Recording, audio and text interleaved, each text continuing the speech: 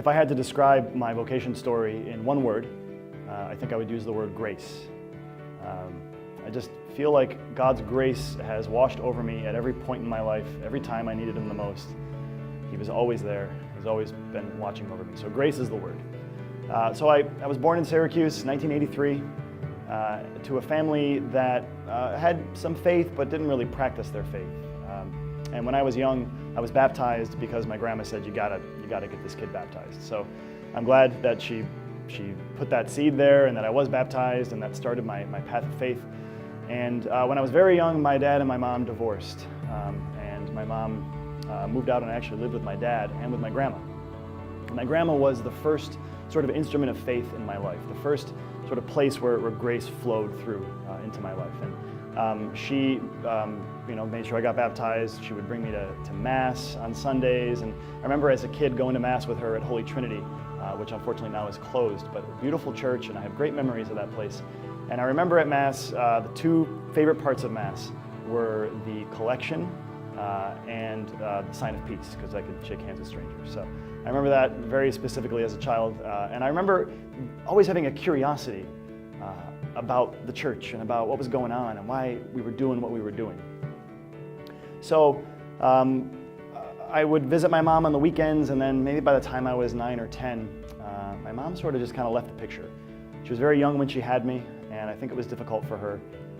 So she was really out of my life for a good chunk of my life. And fortunately, lately, we've been reconnecting, but there were a lot of years where I didn't have her in my life. But the Lord, again, provided people in my life who became like mothers to me. So my grandma, my babysitter, who continued to teach the faith to me. She would bring me to Mass on Sundays. She'd bring me to daily Mass sometimes. She'd read the Bible to us. She was a very, very devoted woman.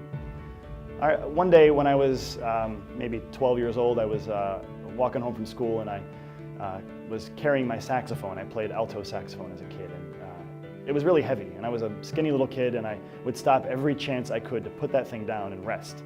So one particular day, I stopped into the Boys and Girls Club on the north side. I put that down to rest, and I looked at a box of stuff, and the secretary there said, "Oh, why don't you take something out of that box?"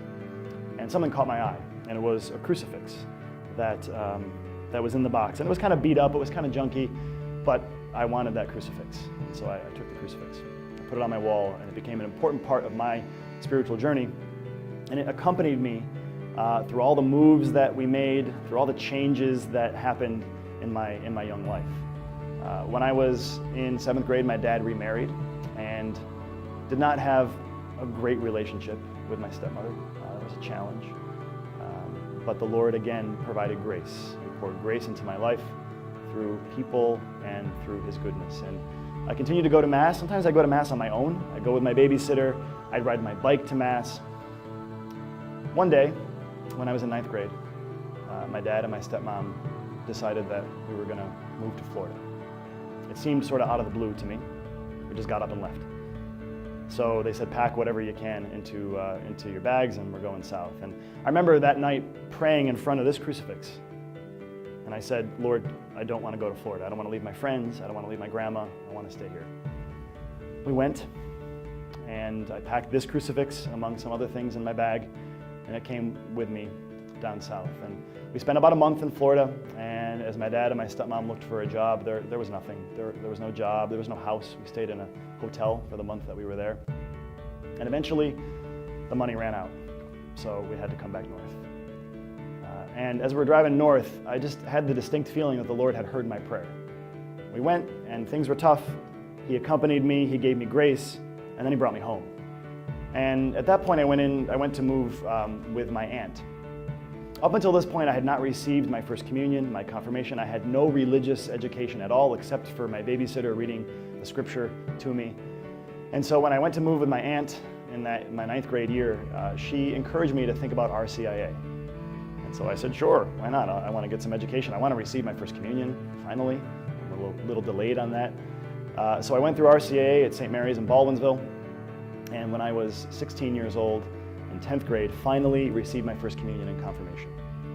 While I was living with my aunt, I was having a conversation with my dad, and he said that he would support me in anything that I did, even if I wanted to become a priest.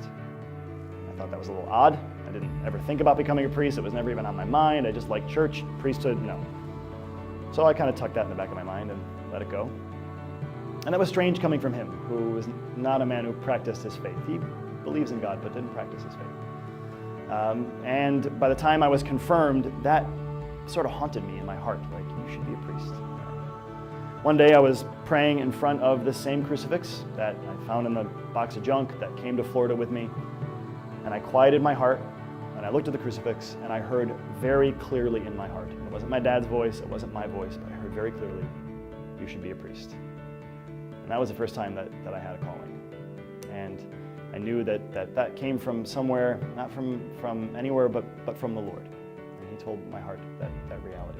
And I rebelled. I said, nah, that's not for me. That's not really what I want to do.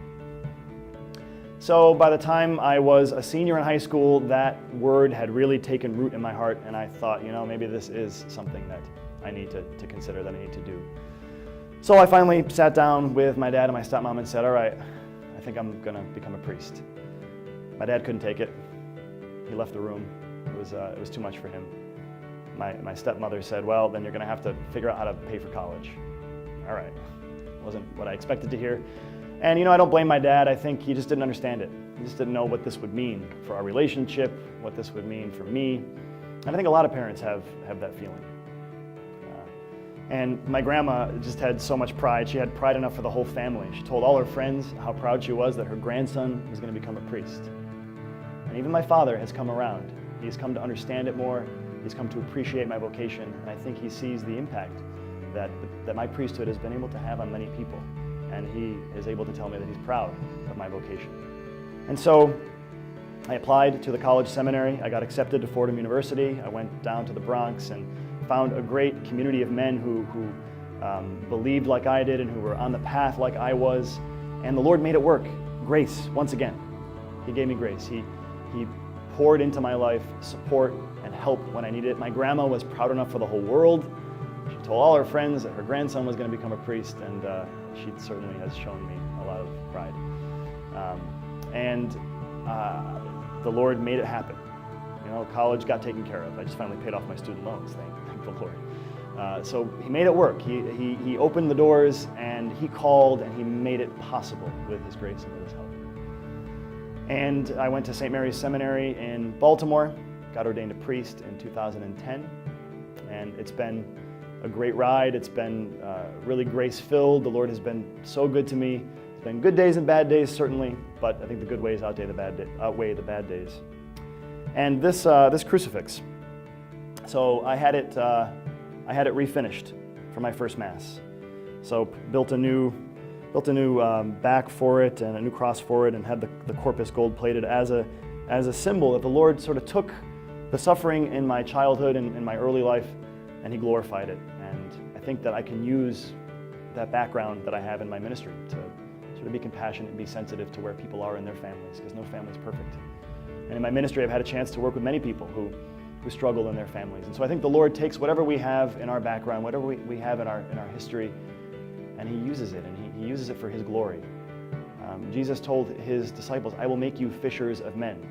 So he took what they already did, they were fishermen, and he glorified it and used it for his purposes. So grace.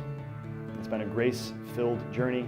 God has been so good to me, and I know that he's calling many young men out there, and don't be afraid, because if he's calling you, he will give you the grace that you need to answer that call. I'm Father Christopher Ballard, and that's my vocation story.